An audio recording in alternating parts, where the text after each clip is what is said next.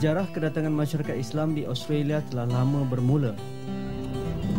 Setengah pendapat mengatakan bahawa orang Islam tiba di bumi ini lebih awal berbanding masyarakat Eropah. Mereka yang kebanyakannya terdiri daripada nelayan dan pedagang dari Kepulauan Indonesia tiba di Australia seawal abad ke-16.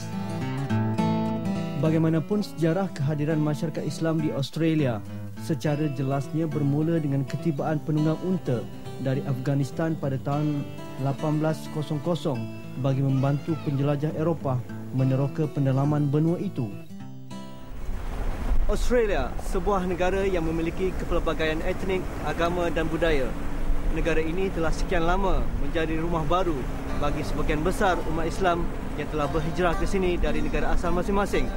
Ikuti catatan pengembaraan kami bersama umat Islam di Australia dalam episod ziarah kali ini.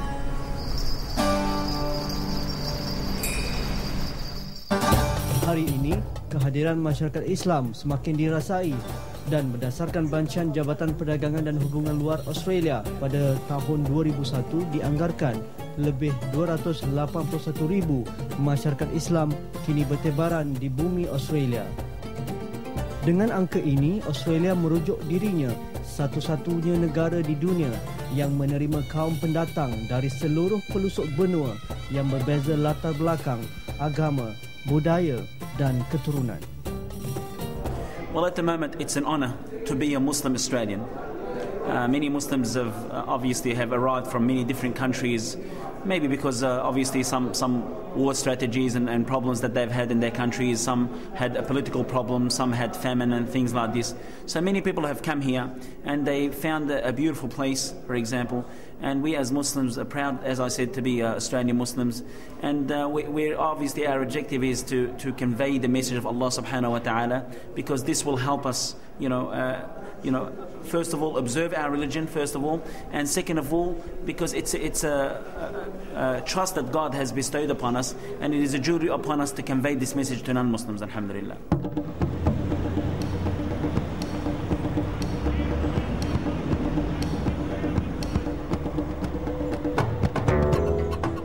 Secara kebetulan, ketibaan kru ziarah di Sydney, muka depan akhbar-akhbar utama memaparkan berita penangkapan seorang doktor Muslim yang dipercayai terlibat dengan pengumuman di lapangan terbang Glasgow, Scotland. We all know that the majority of media at the moment, whether it's in Australia and elsewhere, they're pouncing upon the Muslims. Many of them, not all of them. And it becomes obligatory upon us as Muslims to actually clarify the misconception that is taking place. But alhamdulillah, we do it, as I said, through pamphlets. We do it through lectures which we invite non-Muslims. We sometimes also get invited to churches. We go to Catholic schools and other schools that are not Muslims, and we tell them about Islam and the beauty of Islam. And people, to be honest with you, the majority of the time they're shocked, they're stunned from what they see on television, and when they see the real Islam, they're overwhelmed by it.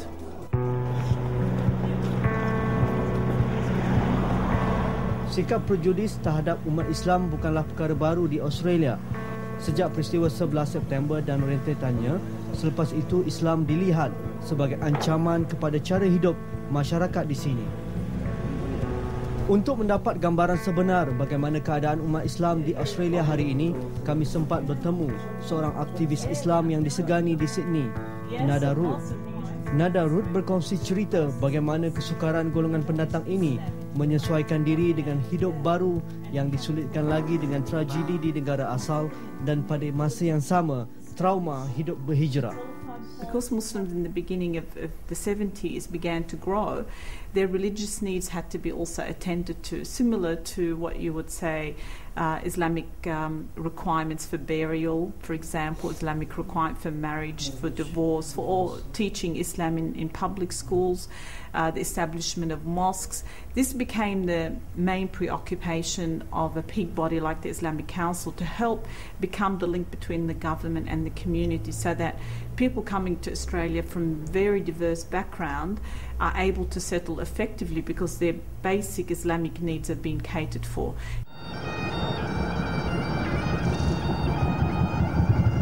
Bagi umat Islam, pandangan negatif ini banyak disuburkan oleh media tempatan.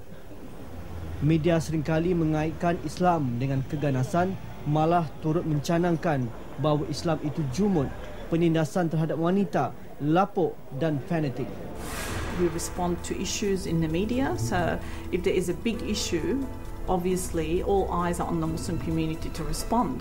And so what you need is people who understand the issues to be able to say, no, that's not the way it is. This is the fact. So the Islamic Council is very active in responding to media issues and in training people how to deal with the media. Because if you want to be out there and you want to counter negative messages, you need to understand the language of the media, and you need to say, look, you know, this is not the way things are, this is how, and give individuals the strength and the skills to speak out openly and positively. Nada seorang pendidik, selain menguruskan sebuah sekolah di pinggir Sydney, beliau juga aktif memberikan penerangan mengenai Islam kepada kelompok masyarakat dan agensi kerajaan di negeri New South Wales.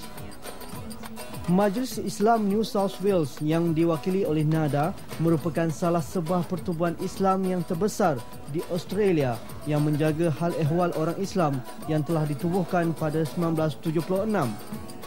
Majlis ini mewakili lebih 20 buah pertubuhan Islam yang mencerminkan kepelbagaian latar belakang Muslim di Australia seperti Arab, Turki, India, Pakistan, Bosnia, Afghan, Somali dan Melayu.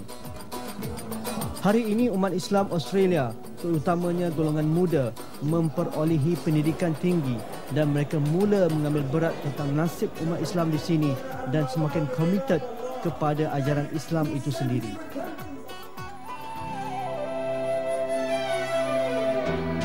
Dengar esakmu kala bismillah di luar bulan separuh, di dada rindumu penuh lirih suara, getarlah Kuba kembara surah ke surah. Aku tak mendengar apa doamu di luar bulan separuh, di dada rindumu penuh masjid sunyi, di panah suaramu berziarah surah ke surah. Aduhai saudara, aku berkembara.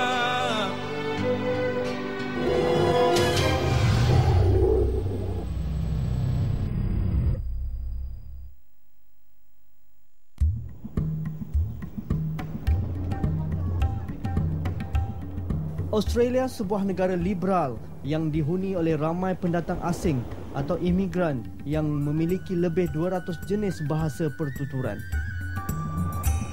Ini menjadikan negara bumi kanguru ini ibarat sebuah periuk besar yang mengadunkan segala bentuk peradaban, agama dan keturunan sesuai dengan slogannya, kesatuan dalam kepelbagaian yang menjadi kebanggaan warganya. Islam sebuah agama yang menyeru ke arah keamanan dan juga keadilan. Namun hakikatnya umat Islam di Australia seringkali dikaitkan dengan keganasan dan juga peperangan.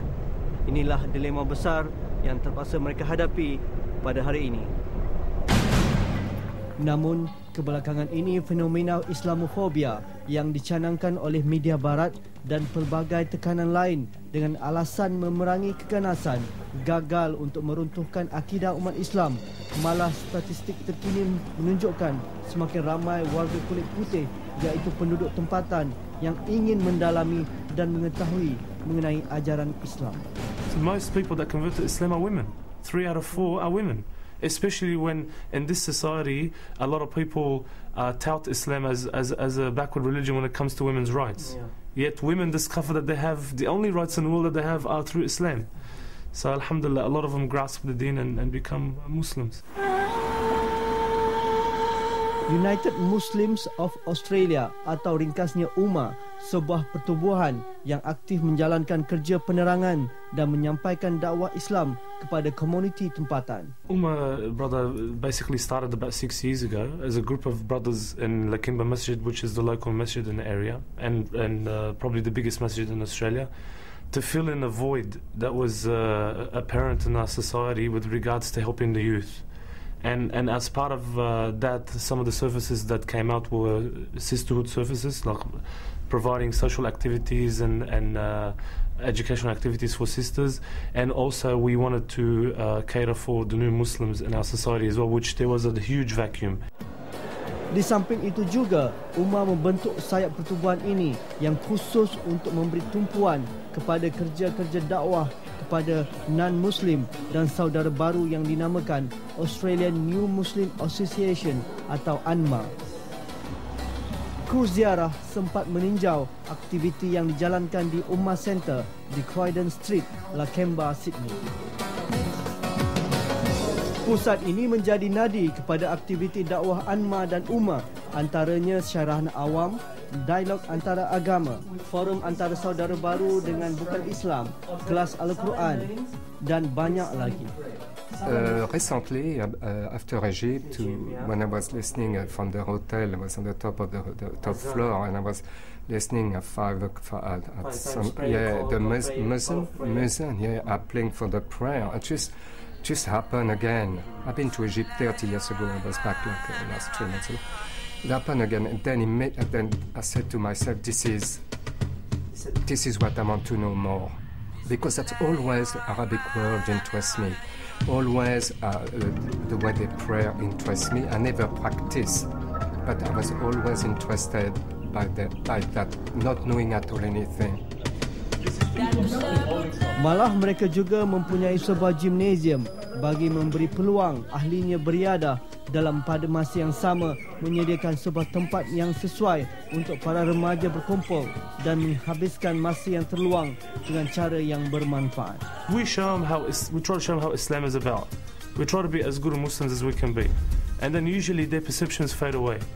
The Australian culture, older, they have a lot of misconception, a lot of ignorances around. They're usually very accepting, quickly accepting, because they always see the merits in something that helps benefit a human being.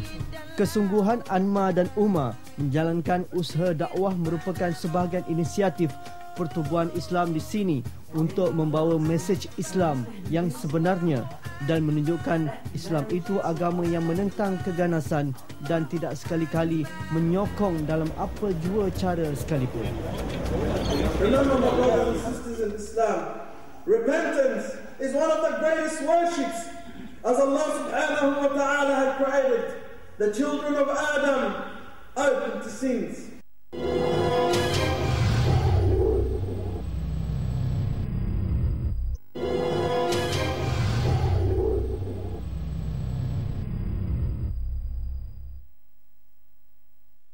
لو أنزلنا هذا القرآن على جبل لرأيته خاشعا متصدعا من خشية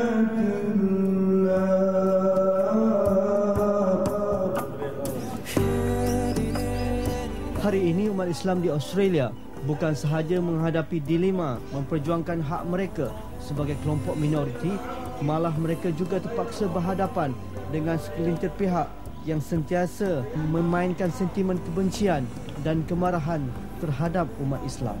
In the last 10 years since 9/11, we've been restricted. Some international speakers are not allowed to come here, for example. Unfortunately, we seem to have a major problem. If one Muslim misbehaves, it seems like they seem to generalize about many Muslims, and it is a problem. And we're trying to obviously teach the Muslims and educate the Muslims to be law-abiding citizens, to integrate to the best of their ability, inshallah, without obviously compromising their deen, because their deen is the greatest thing that God has bestowed upon us. I look, I see a world of beauty. I touch, I feel the world around so real. And everything I do, I dedicate to you. 'Cause you made me, I am for you. I listen, listen, listen, I hear. I hear the words of God so clear. I read, I read, I read, I know. It helps my knowledge grow. And everything we do, we dedicate to you. 'Cause you made us, we are for you. I listen, listen, listen, I hear.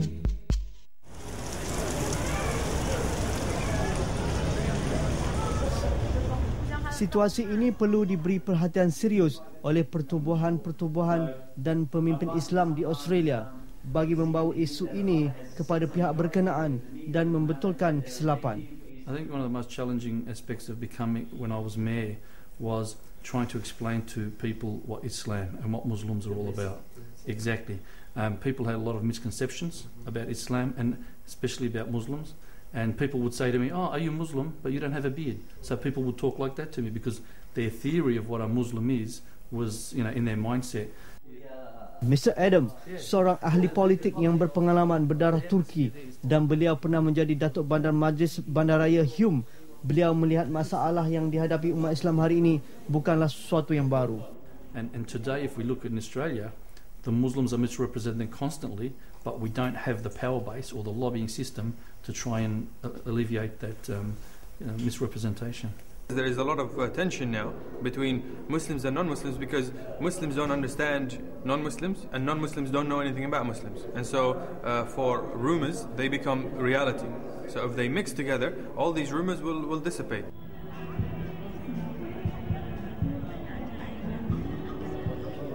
Tidak mungkin umat Islam Australia dalam bentuk menubuhkan parti politik buat masa sekarang serta mengambil peluang dalam sistem demokrasi di sini kerana mereka masih tergolong dalam kelompok minoriti. In the last 3-4 years, we've openly have heard politicians say, "Oh, if you don't like the country, leave." Even though that the majority of Muslims that are here at the moment in this country, they were actually born in this country. But unfortunately, it's this methodology and this ideology that they've come up with. You either live like us, or you're basically not accepted here. But alhamdulillah, we just hope with our perseverance and our determination, we can clarify the real Islam to them and hope that they will not continue on, pushing us and pestering us. Let's be realistic and saying that you guys are not Australians if you have this mentality about Islam and stuff like that. Tetapi pertubuhan Islam dan pemimpin sedia ada perlu mengambil tanggungjawab ini dan menyuarakan kebimbangan pandangan dan saranan kepada pihak berwajib. I broke a lot of barriers through government officials, and also I think when I act within my role, I wasn't just acting on behalf of Adam at Marka. I knew I was representing the Muslim community wherever I went. So I tried to bring out a professionalism of how a Muslim should be an example in community. Many of our brothers and sisters, unfortunately, seem to have fallen into the Western ideology. Many of them are, taking drugs, they're drinking alcohol, they're doing many sort of bad crimes and things like this. So there is an advantage and disadvantage, and we hope that, inshallah, in the near future, we have other brothers and other sisters that are also involved in a particular arena, inshallah, so they can clarify to the politicians and others the beauty of Islam, and maybe they'll obviously implement some of the things about Islam, because we as Muslims, the greatest gift that God has given us is Al-Islam.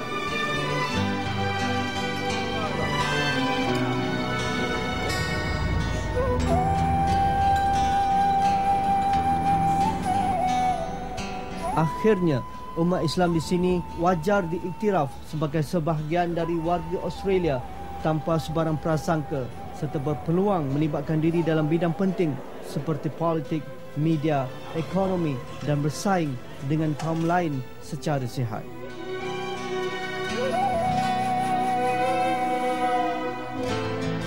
Aduhai saudara, aku mencarimu. Aduhai saudara, aku mencarimu. Melihat sujudmu pasrah, mengisi kasih makna dalam